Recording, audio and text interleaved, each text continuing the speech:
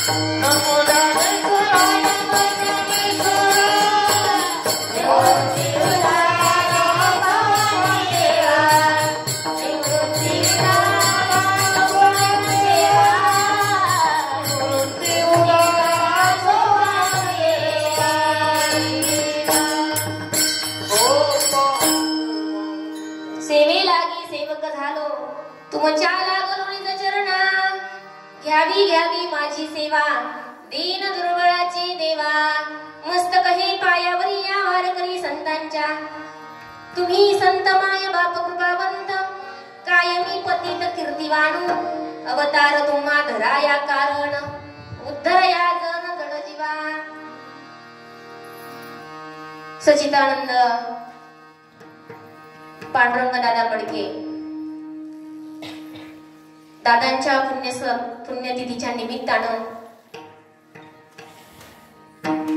14व्या वर्षामध्ये आपण पदार्पण करत आहोत आणि 14वा हा पुण्यतिथी सोहळा या पुण्यतिथीच्या निमित्तानं माझ्या वाटेला आलेली ही सेवा आहे. खरं पाहिलं तर या ठिकाणी सगळेच महाराज आहेत पण मला निमित्त केलंय आणि कीर्तनाच्या माध्यमातून कीर्तनाच्या सेवेतून साधू संतांचा आपल्यावरती झालेला जो आशीर्वाद आहे आपल्यावरती झालेली जी कृपा आहे ही जी कृपा आहे त्यामधून आपण उतराई होऊ शकत नाहीये. अभंग जो घेतलेला आहे हा अभंग जगद्गुरु देहू निवासी श्री संत तुकोबारायांचा आहे. तुम्ही संत माय बाप कृपावंत संतांना आई वडिलांची उपमा दिलेली आहे आणि अशा या संतांची महती आपण काय वर्णन करावी. कायमी पतित कीर्तिवाणू या संत मायबापांनी आपल्या जड जीवांचा उद्धार व्हावा यासाठी अवतार तुम्हा धरा या कारण उद्धर या जन जड जीवा. यामधून एकच आपल्याला प्राप्त होत आहे ते म्हणजे सर्व सुख आणि ते सुख वाढवायचं असेल तर ती भक्ती जीवनामध्ये आत्मसात करावी. त्या भक्तीनं मार्गक्रमण करावं त्या मार्गाने या जीवानं जावं असा अट्टहास साधू संत मायबापांचा आहे. म्हणून वाढावया सुख भक्ती भाव धर्म. कशानं सुख वाढेल कशानं भक्ती भाव वाढेल तर ते परमात्म्याच्या नामचिंतनानं. कुळाचार नाम विठोबाचे अवतार तुम्हा धरा या कारण उद्धर या जन जड जीवा. असे संत मायबाप तुमच्या आमच्या जीवनामध्ये येतात आणि आलेले संत मायबाप कसे असतात तर त्या ठिकाणी एक उदाहरण सांगितलं. जसं चंदन हा वृक्ष आहे आपल्या सभोवती असलेल्या झाडांना शीतलता देण्याचं काम करतो तसे संत मायबाप आपल्या जवळ येणाऱ्या साधकाला येणाऱ्या जीवाला आपल्यासारखं बनवण्याचं काम संत मायबाप करत असतात. म्हणून तुका म्हणे गुण चंदनाचे अंगी तैसे तुम्ही जगी संत जन अवतार तुम्हा धरा या कारण उद्धर या जन जड जीवा. विठ्ठल विठ्ठल विठ्ठल विठ्ठल विठ्ठल.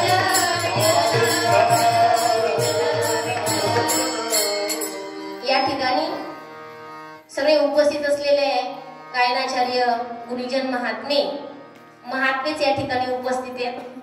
माझ्यापेक्षा अधिकारानं वयानं ज्ञानानं ज्येष्ठ श्रेष्ठ वरिष्ठ सगळ्यांपेक्षा मीच लहान आहे आणि दादा जशी बुद्धी देतील त्याप्रमाणे वदवण्याचा प्रयत्न करणार आहे. पण सांगत असताना बोलत असताना जसं एखाद्या सागरामधून पाणी एखाद्या टिटवीनं काढावं चोचीनं पण टिटवीने किती उपसण्याचा प्रयत्न केला तरी सागर काही उपसता येणार नाही टिटवीला. की टिटुंबिवकाच्या आचवरी ज्ञानोबराई सांगतात किती सांगण्याचा प्रयत्न केला तरी त्यांच्या सेवेमधून आपल्याला उतराई होता येणार नाहीये आणि म्हणून थोडासा अल्पसा प्रयत्न करणार आहे. आपण खूप भाग्याचे आहोत पवित्र असणारं पारगाव क्षेत्र आणि पारगाव क्षेत्रामध्ये जे महात्मे जन्माला आले पांडुरंग दादा, या दादांच्या कृपाशीर्वादानं परमात्मा प्राप्त करण्यासाठी कोणती योजना आखावी लागेल, जीवनामध्ये काय साध्य करावं लागेल, हे साधू संतांनी तुम्हाला ज्ञात करून दिलेलं आहे. आणि म्हणून आपलं काहीतरी पूर्वजन्मीचा ठेवा असेल, तुका म्हणे होता ठेवा तो या भावा सापडला, म्हणून पूर्वजन्मीचं भाग्य आहे. बहुत सुकृते नरदेह लागला किंवा बहुत जन्मांती जोडी लागली से हाती, मनुष्य देहाईसा ठाव तरी पांडुरंगी भाव. हा नरदेह आपल्याला प्राप्त झाला आणि या नरदेहाला मिळालेली जी बुद्धी आहे, त्या बुद्धीनं तो परमात्मा तुम्हाला जाणायचा आहे. असलेली बुद्धी ही छोटी समजून ज्ञानोबराय सांगतात. जैसी दीपकळी गाधा कुटी परी बहु तेजा ते प्रकटी, तैसे सद्बुद्धी थे कुटी म्हणून नये. आणि अशी ही सद्बुद्धी परमात्म्यानं तुम्हाला जी दिलेली आहे, त्या बुद्धीनं परमात्म्यापर्यंत पोहोचायचं आहे. ज्ञानोबराय म्हणतात बुद्धी छोटी नाही समजायची, त्या बुद्धीसारखं वैभव या मानवी देहाला परमात्म्यानं दिलेलं आहे. बुद्धीचे वैभव अन्य नाही तुझे, बुद्धीचे वैभव अन्य तुझे, बुद्धीचे वैभव अन्य नाही तुझे, अन्य नाही तुझे.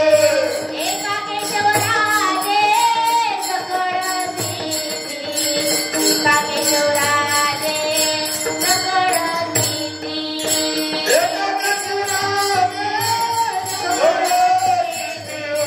एका केशवराजे सकळ सिद्धी. बुद्धीचे वैभव अन्य नाही तुझे, एका केशवराजे सकळ सिद्धी. एका केशवाचं ध्यान केल्यानं सगळ्या सिद्धी तुम्हाला प्राप्त होतात. आज आपण पाहतो आजकाल कोणत्या निमित्तानं सिद्धी प्राप्त होईल, काय केल्यानं सिद्धी प्राप्त होईल, याच्या प्रयत्नामध्ये माणसं आहेत. पण सिद्धी जर प्राप्त करायची असेल तर शांती ब्रह्मनाथ बाबा सांगतात आपल्याला प्रथम तो परमात्मा ओळखावा लागेल. परमात्म्याची आणि आपली ओळख करून घ्यावी लागेल. आणि ते ओळख करून देणारे संत आपल्या जीवनामध्ये येणं महत्वाचं आहे. मोक्षाच्या घरी सिद्धी सहित, मोक्षाच्या घरी सिद्धी सहित, मोक्षाच्या घरी सिद्धी सहित, मोक्षाच्या घरी सिद्धी सहित.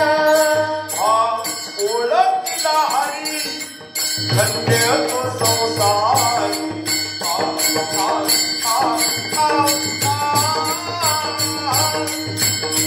ओळखला हरी धन्य तो संसार.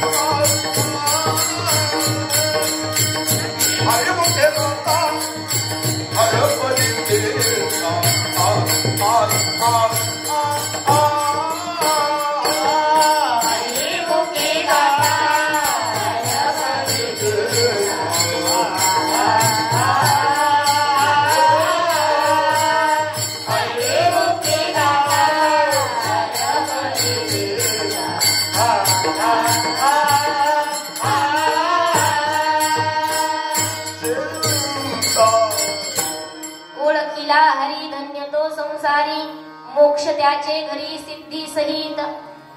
जी सिद्धी पाहिजे, जो मोक्ष पाहिजे, यासाठी परमात्मा ओळखणं महत्वाचं आहे. आणि परमात्मा दाखवून देणारे, परमात्मा प्राप्त करून देणारे जीवनामध्ये संत येणं महत्वाचं आहे. आतापर्यंत जे काही साधू संतांचं अवतार कार्य झालं, साधू संतांनी जीवनामध्ये श्री गुरूंना शरण जाऊन परमात्मा प्राप्त करून घेतला. नाथबाबा सुंदर सांगतात, तो परमात्मा प्राप्त करायचा असेल तर प्रथम संतांना शरण जावं लागेल. कारण संत जीवनामध्ये पूजनीय आहेत, वंदनीय आहेत आणि उपेक्षणीय आहेत. संत पूजनीय कसे आहेत? ब्रह्मादिक देव देखील संतांना वंदन करतात, संतांचं पूजन करतात.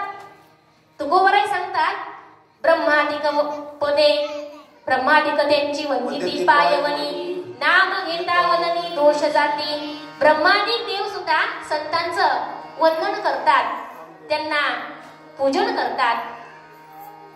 आणि त्या ठिकाणी एक भाव वर्णन करतात की संत पूजनीय आहेत, संत वंदनीय आहेत. ज्ञानोबांचा शिरोमणी वंद्य जो का पूज्यस्थानी, चिंतकाचा चिंतामणी ज्ञानोबा माझा. संत वंदनीय आहेत, संत पूजनीय आहेत.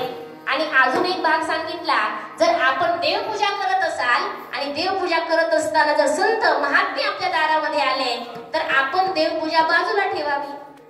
तर गोरे म्हणतात, देव सारावे परते, संत पूजावे आरते. संतांची पूजा आधी करावी आणि नंतर देवाची पूजा.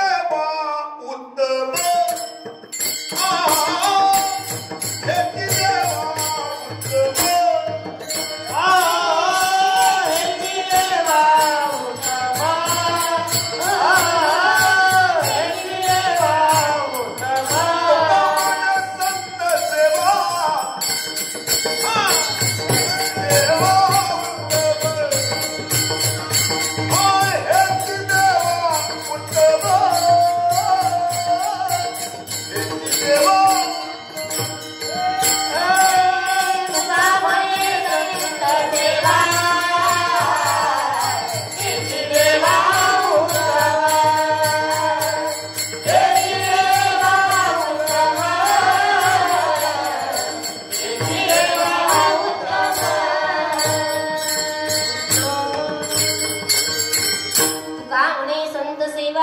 हेची देवा उत्तम.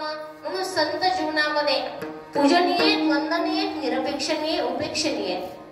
संतांच्या जीवनामध्ये जे आपल्याला ठाव झाले ते इतरांना कळावं ही भूमिका आहे. आता आपल्या मनामध्ये प्रश्न असेल, शंका असेल, पण आपल्या मनामध्ये कशानं सुख मिळेल, कशानं समाधान मिळेल अशी भूमिका आहे.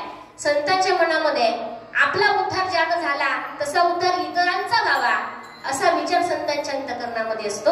आणि म्हणून आपण खूप भाग्यवान असणारे सच्चिदानंद पांडुरंग दादा मडके यांच्या माध्यमातून आपल्याला ते श्री गुरुचं आलेलं परमतत्व, निजबोध आपल्यापर्यंत येऊन पोहोचलेलं आहे. आणि म्हणून पवित्र असणारं नाशिक जिल्ह्यामध्ये असणारं घोटी गाव आणि या घोटी गावचे सत्पुरुष महात्मे ब्रह्मलीन ब्रह्मणा राष्ट्रसंत सच्चिदानंद श्रीपाद बाबा या महात्म्यांचं अवतार कार्य व्हावं. आणि महात्म्यांच्या अवतार कार्यानंतर त्या महात्म्यानं पेरलेलं ते नाम आपल्यापर्यंत त्या नामाची धुरा यावी, नाही का? पवित्र असणारं घोटी गाव, पवित्र घोटी गाव आहे सर्वांना ओठावं.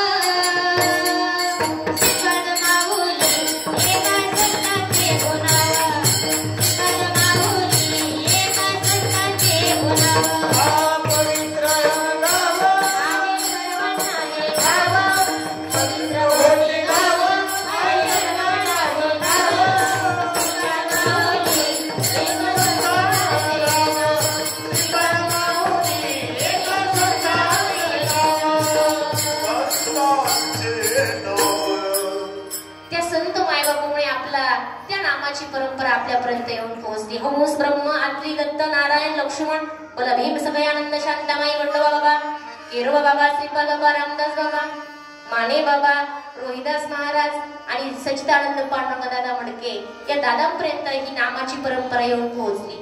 आपण आपल्या व्यवहारिक जीवनामध्ये एखादी मुलगी करायची असेल तर ती मुलगी पाहायला गेल्याच्या नंतर तिचं कुळ काय, गोत्र काय हे सगळं तपासलं जातं. तसं गुरु करत असताना श्रीमद भागवतामध्ये प्रस्तावनेमध्ये एक प्रश्न सांगितला किंवा त्या ठिकाणी विषय मांडलाय की आपणही गुरुची निवड करत असताना त्या गुरुची परंपरा असावी, परंपरेने आलेलं नाम आपल्यापर्यंत येऊन पोहोचवावं आणि ती परंपरा, त्या परंपरेमध्ये लाभलेले सत्पुरुष तुम्हा आम्हाला जीवनामध्ये लाभले. म्हणून आम्ही दैवाचे दास, सद्गुरु रायाचे दास, पांडुरंग रायाचे. सांगण्याचं तात्पर्य एकच आहे की आपण खूप भाग्यवान आहोत आणि म्हणून हे आपल्या भाग्यामध्ये होतं, म्हणून आपल्याला श्री गुरूंची, संतांची भेट झाली. आता संतही ओळखणं सध्याच्या युगामध्ये कठीण आहे, नाही का? आमच्यासारखे वस्त्र घातली, पांढरे वस्त्र, भगवी वस्त्र, झाले संत. महाराज म्हणतात संत म्हणजे माणूस नाही, माणूस म्हणजे संत नाही. संतही पदवी त्या ज्ञानाला आहे. कोणतं ज्ञान? दया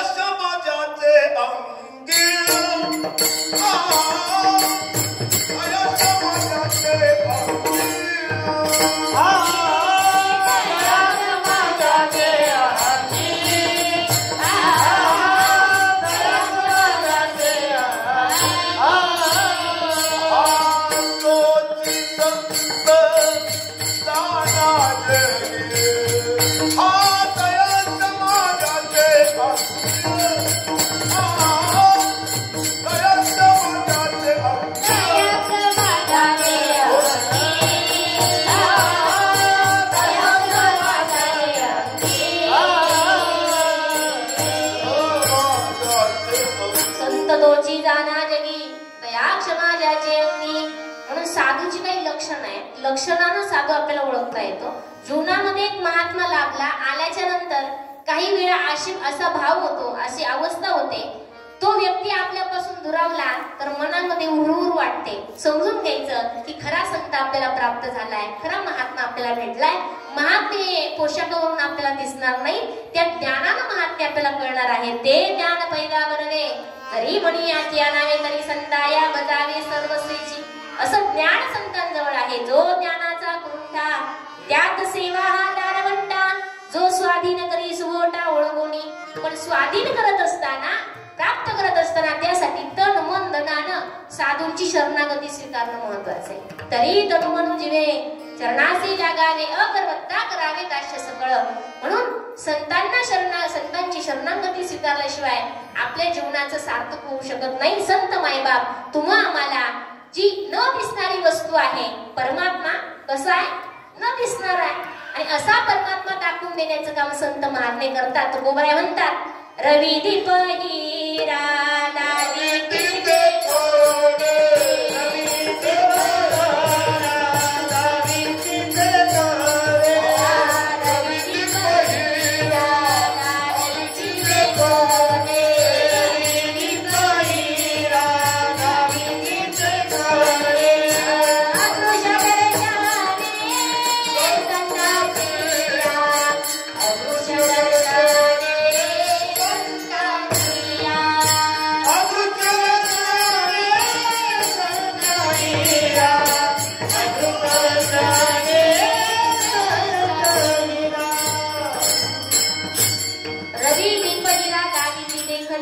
अदृश्य दर्शने संतांची त्यांचा महिमा काय वर्णुनी पामर.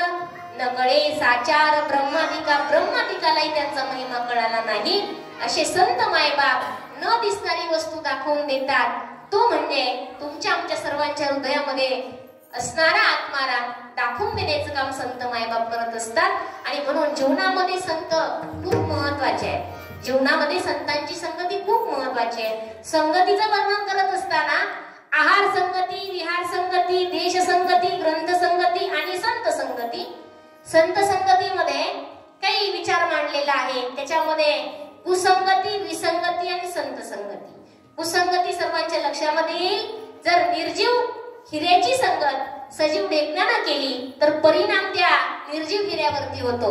ढेकणाच्या संगे हिरा जो बंगला, कुसंगी नाडीला साधू दैसा.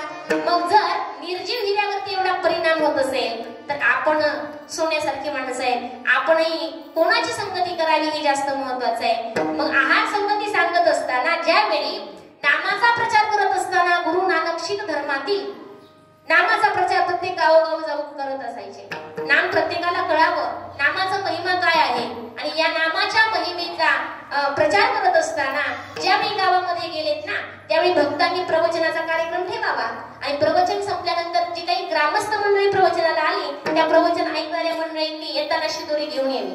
शिदोरी आणल्यानंतर समोर मांडावी गुरु नानकजींच्या आणि गुरु नानकजींनी आनंदाने त्याचा स्वीकार करावा. एक दिवस एका श्रीमंतानं प्रश्न केला, नानकजी 4 दिवस पाहतोय तुम्ही शिळ्या भाकरी आनंदाने सेवन करता पण मी आणलेली मिठाईला हात लावत नाही. कारण सांगितलं गुरु नानकजीनं त्या भक्ताला, त्या श्रीमंत व्यक्तीला की दादा जी काही मिठाई आणलीस ना त्या मिठाईसाठी काही कष्ट सायस तू केलेच नाही, पण ज्या भक्तांनी काही भाकरी आणल्या शिळ्या असतील ताज्या असतील त्यासाठी त्या शेतकऱ्यानं शेतामध्ये ज्यावेळी ते बीज जमिनीमध्ये गाडलं त्यावेळी रक्त आटवलं नाही का, त्यासाठी खूप सायस करावे लागले, कष्ट करावे लागले. म्हणून त्या शिळ्या भाकरीमध्ये जो आनंद आहे तो आनंद त्या मिठाईमध्ये नाहीये. म्हणून इथं गुरु नानकजींना आपल्या आहाराची संगती किती महत्वाची आहे सांगितलं. विहाराची संगती करत असताना आपण कोणासोबत चाललोय, कोणासोबत चाललं पाहिजे, कोणासोबत बसलं पाहिजे हे पण तितकंच महत्वाचं आहे. जर एखादा व्यसनाधीन माणूस उद्याच्याला रस्त्याने चाललाय आणि त्या व्यसनाधीन माणसासोबत आनंदसिंह महाराज होते त्यांच्यासोबत चालले, पाहण्याचा दृष्टिकोन बदलेल की नाही तुमचा? काल मुलगा पप्पा वाजत होता वैष्णव मेळाव्यामध्ये, आज बिघडला की काय? असा बदल होणार नाही आपल्यात की तो निर्व्यसनी माणूस यांच्यासोबत चाललाय कदाचित तो बदलला की काय, पण नक्कीच अशी शंका मनामध्ये येईल आज हे महाराज बिघडले की काय.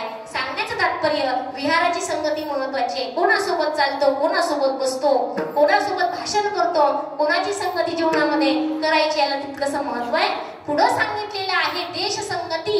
देशसंगतीमध्ये काही आपल्याला भ्रांत मनामध्ये भेद निर्माण आणायची काहीच गरज नाही, कारण देश आपला कसा आहे साधू संतांच्या या अवतार कार्यानं पुनीत झालेला पवित्र झालेला हा देश आहे. पवित्र तो देश, पवित्र ते कुळ, पावन तो देश, जेथे हरीचे दास जन्म घेती. असं पवित्र देश आपल्याला लाभलाय. एकदा असा प्रसंग घडला रामायणामध्ये. भगवान प्रभू रामचंद्र, लक्ष्मण भैया आणि सीता वनवासामध्ये होते आणि वनवासामध्ये असताना 12 वर्षाचा कालावधी होऊन गेला. ज्या वातावरणामध्ये होते, ज्या परिसरामध्ये होते त्या ठिकाणाहून अनवाणी पायाने चाललेले होते. चालताना त्या ठिकाणची जमीन, त्या जमिनीवरती माती जी आहे ती माती पायाला लागली. लक्ष्मण भैयाच्या, सीतेच्या आणि रामाच्या पायाला चिकटल्यानंतर मनामध्ये विचार आला. स्पर्शाने देखील खूप काही होतं. आपण अनेक कथा ऐकलेल्या आहेत. स्पर्शानं काय झालं, चरणाची धूळ एका दगडावरती गेली तर त्या दगडाचा उद्धार झाला. जर दगडाचा उद्धार होत असेल तर माणसाचा का होणार नाही? आणि म्हणून सांगण्याचं तात्पर्य एवढंच आहे, ज्या जमिनीचा स्पर्श पायाला झाला मनामध्ये विचार आला लक्ष्मण भैयाच्या, वनवास तर माझ्या भावाला आहे मग मी का वनवासामध्ये? आणि सीतेच्याही मनामध्ये तोच प्रश्न आला, वनवास तर माझ्या नवऱ्याला आहे मग दीर का वनवासामध्ये? पण मनामध्ये आलेला प्रश्न जो आहे तो सांगितला पाहिजे नाही का. सांगितला रामाला की वनवास तुम्हाला मग मी का वनवासामध्ये? आणि सीता म्हणते वनवास तर नवऱ्याला मग दीर का वनवासामध्ये? दोघांचा प्रश्न एकच आहे. उत्तर सांगितलं प्रभू रामरायानं की मनामध्ये जो प्रश्न आला ना, विचार तुमचा काही चुकलेला नाहीये, तुमचा काहीच दोष नाहीये. ज्या जमिनीवरून आपण चाललोत ना या जमिनीवरती पूर्वी एका काळामध्ये अशी घटना घडली. सुन्न आणि असुन्न 2 राक्षसांचं युद्ध झालं एका अप्सरेसाठी आणि त्या अप्सरेसाठी ते 2 राक्षस भांडले. भांडल्यानंतर सांडलेलं रक्त याच भूमीमध्ये पडलं आणि तेच रजकण तुमच्या चरणाला लागले. म्हणून मनामध्ये तशी शंका आली, तसा विचार आला. मला म्हणायचंय हे घडलं कधी? त्रेतायुगामध्ये. आता चाललंय कोणतं? कलियुग. कलियुगामध्ये आता शंका घेण्याचं काही कारण नाही, कारण 11व्या शतकापासून ज्ञानोबरायांपासून तर तुकोबरायांपर्यंत, बहिणाबाईंपर्यंत ही परंपरा येऊन पोहोचली. 21व्या शतकाकडे ही जग चाललंय आणि आपल्याला लाभलेले श्री गुरु देखील या सुंदर अशा पर्व काळाला त्यांची आपली भेट झाली. आणि म्हणून सांगण्याचं तात्पर्य त्याच्यावरती आपल्याला काही भेद मांडता येणार नाही, काही आपल्यावरती भ्रांत घेता येणार नाही. सांगण्याचं तात्पर्य एकच आहे, असा पवित्र देश तुम्हाला आम्हाला प्राप्त झालेला आहे. भरतखंडी नरदेह प्राप्ती हे तव परमभाग्याची संपत्ती, ते तर विवेकू परमार्थी त्याच्या वशवर्तीनी परमात्मा. आणि असा पवित्र देश तुम्हाला आम्हाला लाभला आणि पवित्र कुळामध्ये जन्माला आले महात्मे ते देखील आपल्याला प्राप्त झाले. गुरु नानक म्हणतात जीवनामध्ये सद्गुरूचं येणं खूप महाभाग्याचं लक्षण आहे बरं. सद्गुरू येणं महान भाग्याचं लक्षण आहे. कारण सद्गुरू आले तर तुमच्या आमच्या जन्म मरणाच्या या रहाडगाडीमधून सुटका करतात. कानोपात्रा गणिकेची मुलगी होती, पण गणिकेची मुलगी जेव्हा ज्ञानोबरायांना जाऊन भेटते ना, ती ज्ञानोबरायांना भेटल्यानंतर जो अनुभव आला ती शब्दामध्ये वर्णन करते.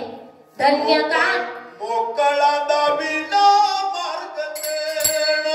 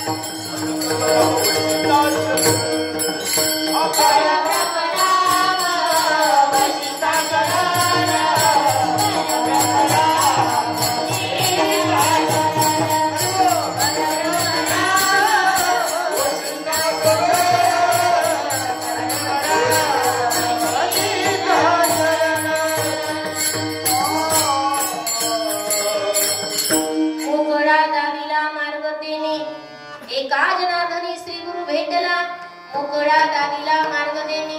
परब्रह्म राम वशिष्ठा शरण, म्हणजे राम प्रभूंना देखील वशिष्ठांना शरण जावं लागलं. पण आपणही संतांना शरण जाणं तितकंच महत्वाचं आहे. आणि शरण गेल्याशिवाय संत आपल्यावरती कृपा करत नाहीयेत. संतांना शरण या जीवानं गेलं पाहिजे. महाराज म्हणतात संतांना आणि देवाला या मृत्यू लोकामध्ये आल्यानंतर विसरता कामा नये. जर विसराल तर जन्म मरणाच्या दराडगाडीमध्ये परत परत परत परत यावं लागेल, नाही का?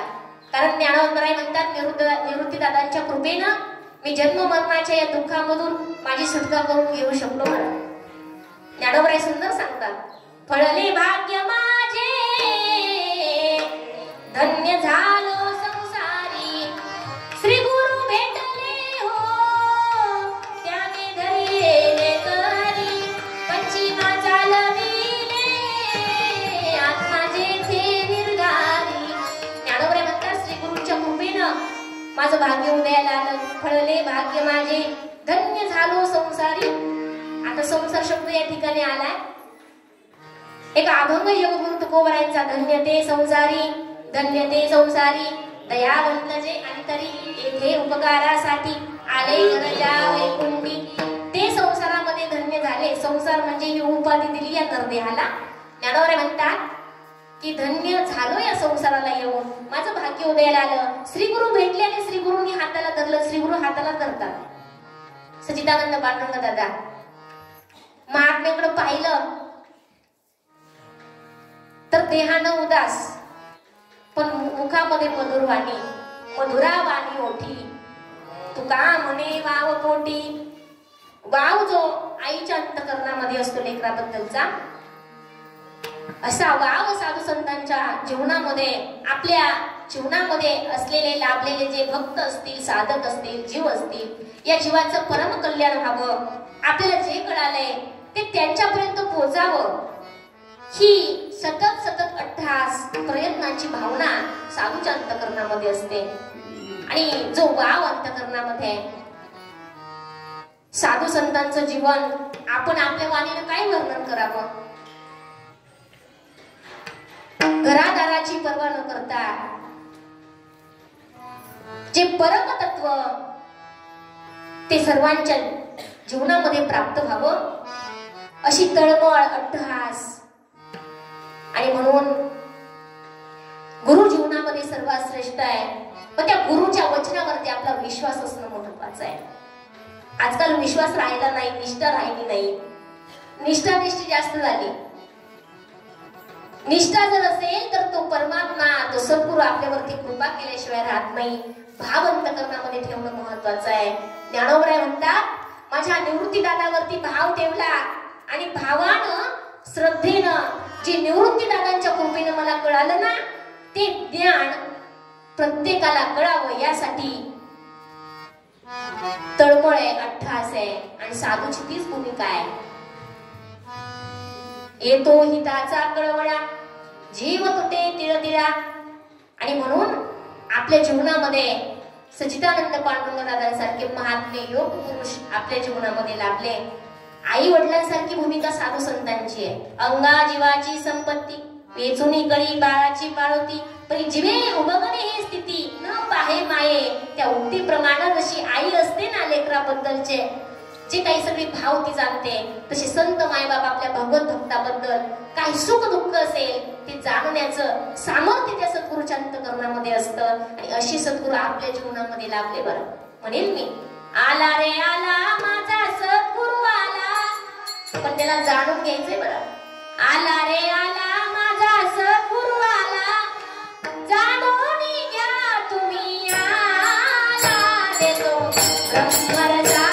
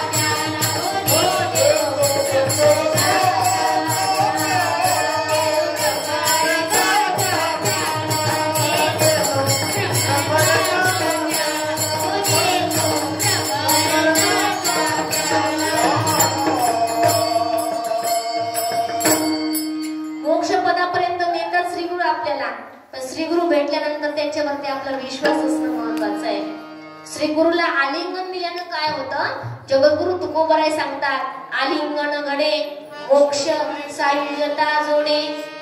ऐसा संतांचा महिमा झाली बोलायाची सीमा. आलिंगन दिल्यानं काय होतं? मोक्ष. मोक्षाच्या आधीचे 3 टप्पे आहेत, धर्म अर्थ काम आणि नंतर मोक्ष. पुढे सांगितलेलं आहे सायुज्यता ही जी काही मुक्ती आहे त्या मुक्तीपर्यंत आपल्याला जाता येतं, पण सायुज्यता मुक्तीच्या अगोदरचे 3 टप्पे सांगितले: सलोकता, समीपता, स्वरूपता आणि मग सायुज्यता.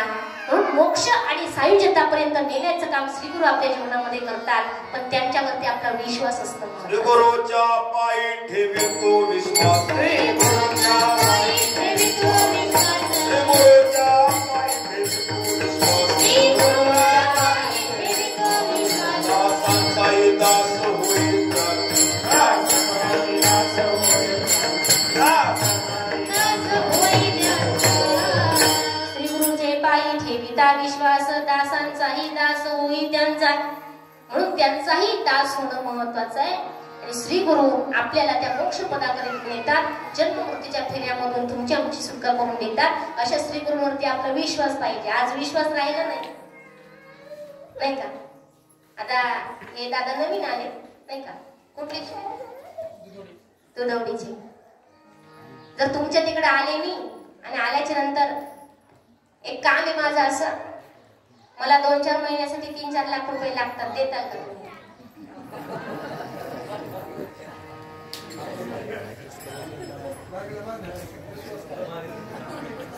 ते म्हणतील ताई तुम्ही कुठल्या, कोणतं गाव माहिती नाही का? ते देऊ शकत नाही.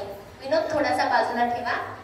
रक्कम मोठी असली काय छोटी असली काय, तुम्ही मला 10,000 पण रुपये देऊ शकत नाही, कारण माझं गाव माहिती नाही. मी सपऱ्याच्या घरात राहते का पत्र्याच्या हे पण माहिती नाही, कोणत्या गावात राहते, परिस्थिती कशी, माघारी किती दिवसाला पैसे माघारी मिळतील याच्यावरती तुमचा माझ्यावरती विश्वास नाही. माझ्यावरती विश्वास नाही ठेवला तरी चालेल, पण संत जे आहेत त्या संतांवरती आपला विश्वास असावा. संतांचे पायी हा माझा विश्वास, सर्व भावे दास झालो त्यांचा. सर्व भावानं त्यांचा दास होणं महत्वाचं आहे. भगवान श्रीकृष्ण परमात्मा म्हणतात, भक्ती करत असताना अनन्य भावानं आपण भक्ती करणं महत्वाचं आहे. जो मज होय अनन्य शरण, तयाचे निवारी मी जन्म मरण, याला मी शरणागता शरण मीची एकूण. अनन्य भावानं आपण शरण गेलं पाहिजे. आणि शरण गेल्यानंतर संत मायबाप परमात्मा आपल्यावरती कृपा करतील. कारण संत कसे आहेत? संत आपले आई वडिलांप्रमाणे आपल्यावरती कृपा करतात. आई वडिलांच्याही पलीकडे आपल्याला पोहोचवण्याचं काम, आई वडिलांच्याही पलीकडे प्रेम देण्याचं काम संत मायबाप आपल्यावरती करतात. म्हणून अशा संतांना जगद्गुरु तुकोबराय आई वडिलांची उपमा अभंगाच्या बाप कृपा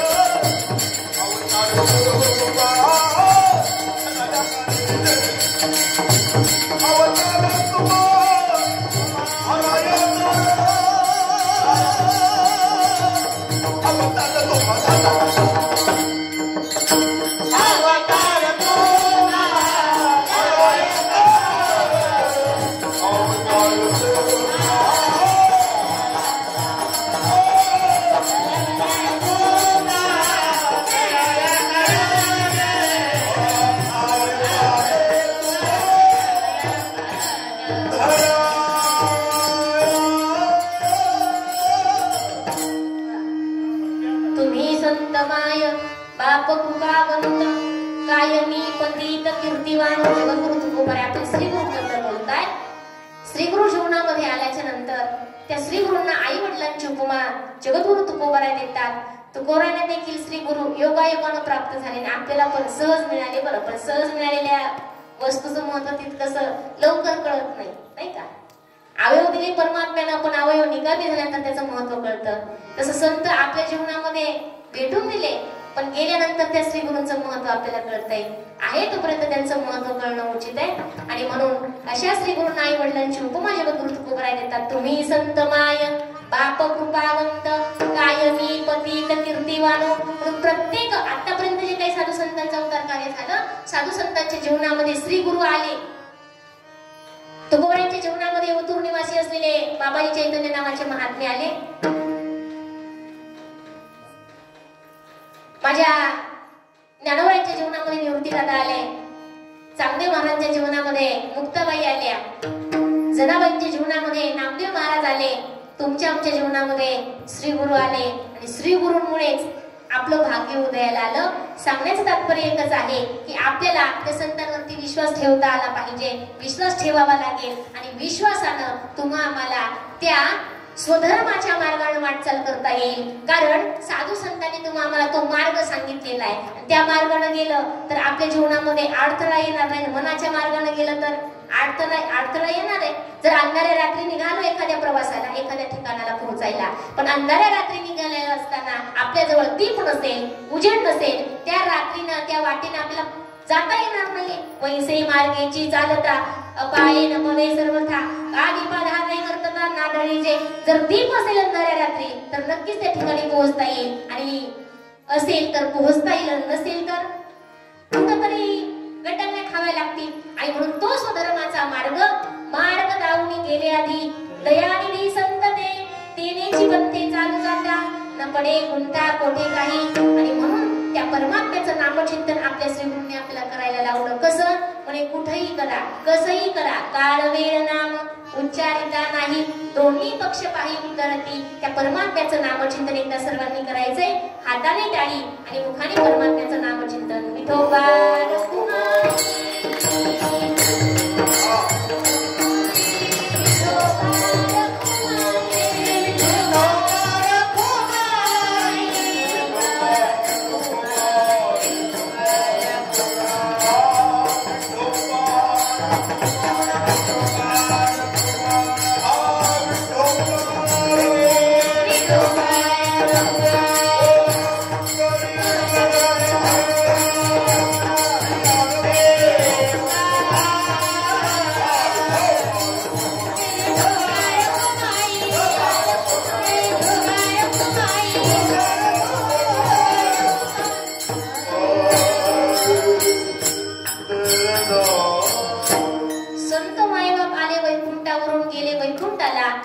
भगवान प्रभू रामचंद्र भगवान श्रीकृष्ण परमात्मा आले आणि गेलेही, देहानं गेले, पण तत्वरूपानं आपल्यामध्येच आहेत. दादा शरीरानं जरी आपल्यामध्ये नसतील, मात्र तत्वानं आपल्या जवळच आहे. आणि म्हणून शरीरानं त्या महात्म्याकडे न पाहता तत्वरूपानं आपल्या महात्म्याकडे पाहायचं आहे. आणि जो मार्ग आपल्याला दाखवलेला आहे त्या मार्गाने आपल्याला वाटचाल करायची आहे. ज्ञानोबराय सांगतात, ज्ञानदेवा ध्यानी रामकृष्ण मनी वैकुंठ भुवनी घर गेले, साधू संत आले आम्ही वैकुंठवासी, आलो याची कारणासी बोलिले जे ऋषी, साज भावे वरखाय. आता आपण पण आलो, कालपासून आलोय, येतोय जातोय येतोय जातोय.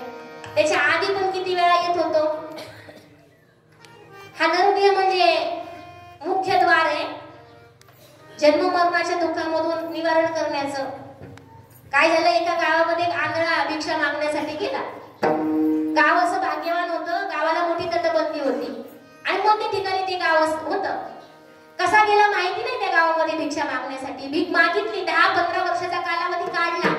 पण भिक्षा मागायला गेला की सगळ्या महिला मंडळ म्हणायच्या, शरीरानं दंडापट दिसतोय, पण याला काही काम करायला रोग आला का?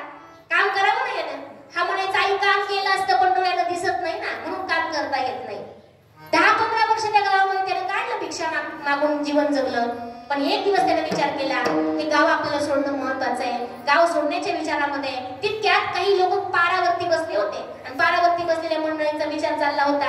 आपण खूप भाग्यवान, आपल्या गावाला मोठी तटबंदी, आपण इतके भाग्यवान, कधी चोरी होत नाही, कधी मारी होत नाही, कधी कोणत्या प्रकारचं संकट येत नाही. किती भाग्यवान. हे शब्द त्याच्या कानावरती गेले त्या आघाड्याच्या भिक्षा मागणाऱ्या. हा म्हटला गाव तर आपल्याला सोडायचं होतं, मग आता गाव कसं सोडायचं? मित्र नाही, सखा नाही, जो हाताला धरून आपल्याला पलीकडे रस्ता दाखवून देईल, आता कसं गाव सोडायचं? पण त्याने एक युक्ती चालवली. त्यानं अशी युक्ती चालवली, जी मोठी तटबंदी आहे, जी मोठी भिंत आहे, त्या भिंतीला हात लावून चाललो तर नक्कीच आपल्याला कुठेतरी ती भिंत संपलेला अनुभव येईल आणि संपलेल्या ठिकाणाहून आपल्याला बाहेर पडता येईल. भिंतीला हात लावला, चालू लागला. दिवस उगवल्यापासून दुपारपर्यंत चालत राहिला.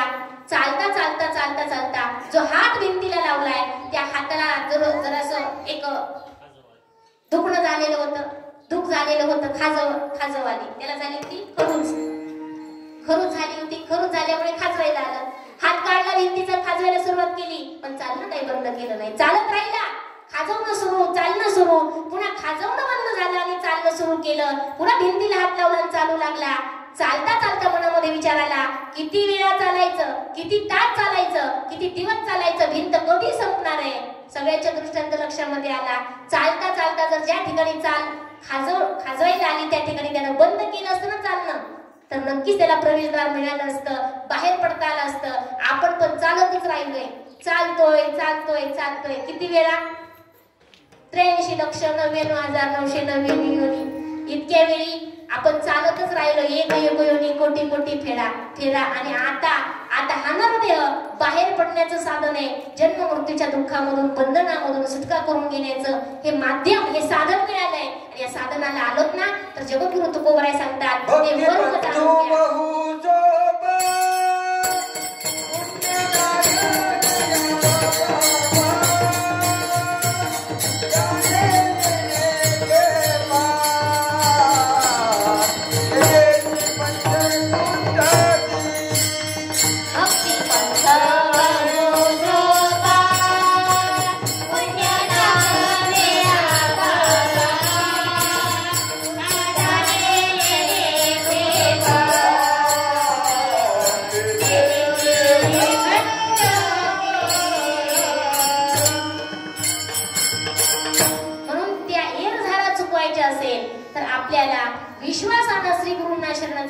त्यांच्या जवळ आपण चरणावरती भाव समर्पित करून एकाग्र वृत्तीनं परमात्म्याचं नामचिंतन करून आपल्या जीवनाची सुटका करून घेणं महत्वाचं आहे.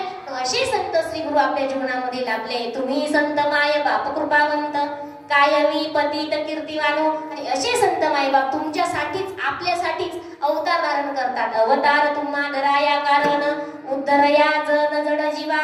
हेतू एकच आहे, प्रत्येकाला सुख मिळावं, समाधान मिळावं. पण यासाठी माणसानं भक्ती केली पाहिजे. कारण भक्ती विना शून्य जीवन माणसाचं आहे. जर ज्याच्या जीवनामध्ये भक्ती नसेल त्याचं जीवन शून्य आहे.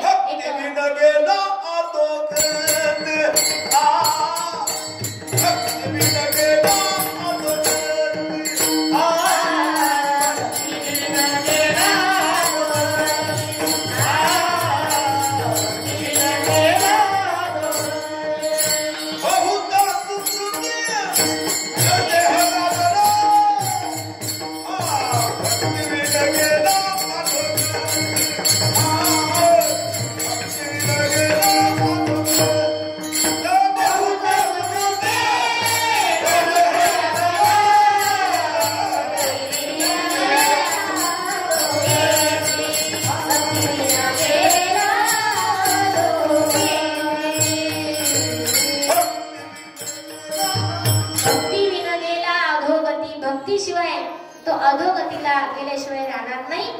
महाराज म्हणतात, पंची पंख बिना, हत्ती दंत बिना, नारी पुरुष बिना, वेशा पुत्र पिता बिनहीना, वैसे प्राणी भजन बिना,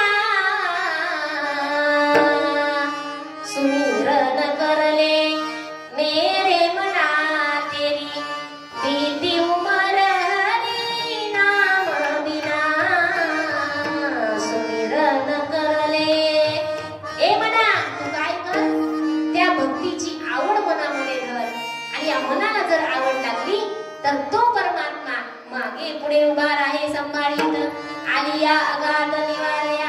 आणि म्हणून साधू संतांनी तो परमात्मा रात्रंदिवस ध्यानामध्ये ठेवला, आठवणीमध्ये ठेवला आणि आपल्या जीवनाचं सार्थक केलं. म्हणून तोच संदेश सांगण्यासाठी, तो उपदेश सांगण्यासाठी साधू संत मायबाप या पृथ्वी लोकामध्ये आले. बाबांनो, काय करा करा हरी भक्ती परलोकी येईल कामा सोड विनायमा पासून या. आणि म्हणून त्यापासून सुटका करून घ्यायची असेल तर परमात्म्याचं नामचिंतन. कारण साधू संतांच्या नामस्मरणाने देखील जीवन पुण्य होतं, पवित्र होतं. ज्ञानेश्वर ज्ञानेश्वर मुखी म्हणता सुगतीला फेर तुकाराम तुकाराम नाम घेता कापेय. आलिंगन दिल्यानं देखील तुमच्या आमच्या जीवनाला काहीतरी उजाळा मिळतो. कारण साधू संतांना आलिंगन दिल्यानं काय होतं? साधू संतांच्या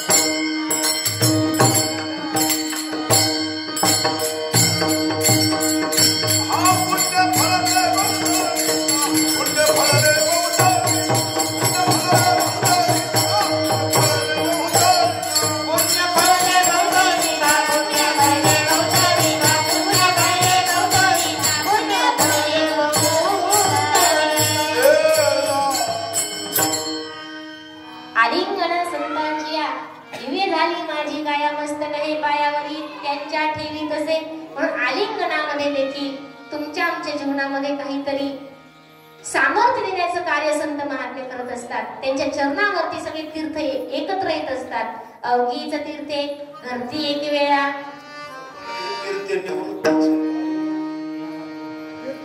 आलिंगन घडे या अभंगामध्ये तिसरी ओळ आहे. तीर्थे परवे काळ येती पाया पे सकळ.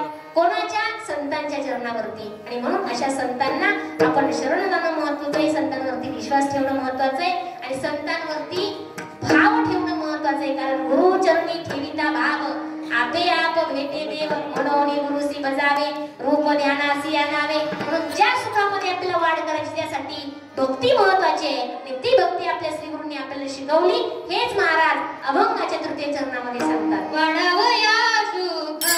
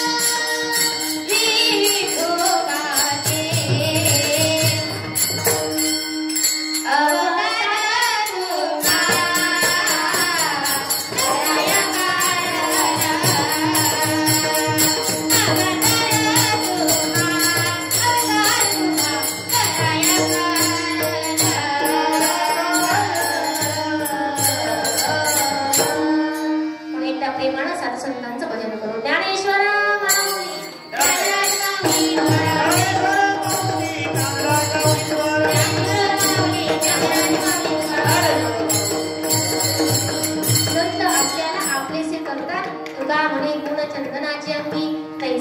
जगी संत जन अवतार तुम्हा धराया कारण उद्धरया जन जन जीवा या अभंगाला स्पर्श करण्याचा प्रयत्न केलेला आहे. एरवी माझ्या चित्ती जे होते तरी बोलली मी येथे परी निघे काय बरोबर ती तुम्ही जाणा. या उक्तीप्रमाणे यातील काय बरोबर आहे ते तुम्ही आता तपासायचं आणि चुकलेलं मला पुन्हा सांगायचं. झालेली सेवा दादांच्या चरणी सर्व महात्म्याच्या चरणी.